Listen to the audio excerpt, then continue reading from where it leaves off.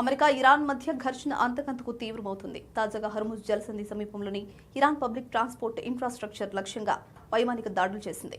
ఈ దాడుల్లో కనీసం 7 మృతి చెందారు. ఇరాన్ ప్రభుత్వం దీన్ని ధృవీకరించింది. ఇరాన్ మౌలిక సదుపాయాలపై దాడులు చేస్తామన్న ప్రెసిడెంట్ ట్రంప్ హెచ్చరికల నేపథ్యంలో వరుసగా 6 రోజు రాత్రి కూడా భీకర దాడులు జరిగాయి.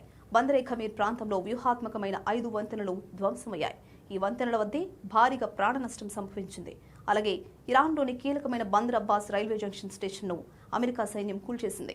ఇక ఆగ్నేయ ఇరాన్లోని ఇరాన్ షహార్ ఎయిర్పోర్ట్పై 3 క్షిపణులను ప్రయోగించారు. వాటి ధాటికి ఎయిర్పోర్ట్ తీవ్రంగా దెబ్బతింది.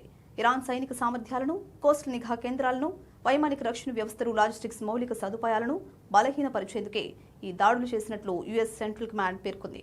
మరోవైపు ఈ దాడులకు ప్రతిగా ఇరాన్ సైన్యం ఐఆర్జీసీ, ఖతార్, బహ్రెయిన్, కువైట్, జోర్డాన్లోని అమెరికా సైనిక స్థావరాలపై మిసైల్స్, కామికేజ్ డ్రోన్లతో ఎదురు దాడులు ప్రారంభించింది.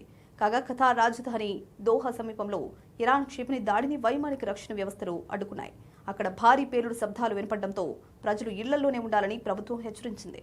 అలాగే బహ్రెయిన్, కువైట్లు తమ గగనతలంలో శత్రు క్షిపణి ముప్పు పొంచి ఉండడంతో విపత్తు సైరన్లు మోగించి పౌరులను సురక్షిత ప్రాంతాలకు తరలిపోవాలని ఆదేశించాయి.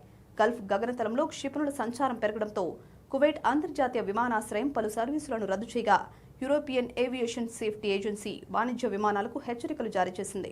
హర్ముజ్ జలసంధి గుండా అంతర్జాతీయ వాణిజ్య నౌకల రాకపోకలను ఇరాన్ అడ్డుకుంటోందని ఆరోపణలతో అమెరికా గత వారం రోజులుగా ఇరాన్పై నౌకాదళ దిగ్బంధనాన్ని, వైమానిక దాడులను తీవ్రం చేసిన విషయం తెలిసిందే. హర్ముజ్పై పట్టు కోసం ఇరాన్ వాణిజ్య నౌకలపై దాడులు చేయగా అమెరికా తన 21 యుద్ధ నౌకలను మోహరించి ఇరాన్పై నౌకాదళ దిగ్బంధం విధించింది.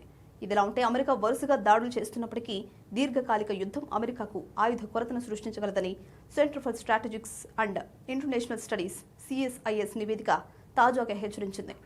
ముఖ్యంగా ఇరాన్ క్షిపణులను అడ్డుకునే పేట్రియాట్, థాడ్ వంటి క్షిపణి రక్షణ వ్యవస్థలతో పాటు టోమహాక్ క్షిపణులను నిల్వలను పునరుద్ధరించడానికి అమెరికాకు 3 నుండి 5 ఏళ్ల సమయం పట్టొచ్చని వెల్లడించింది.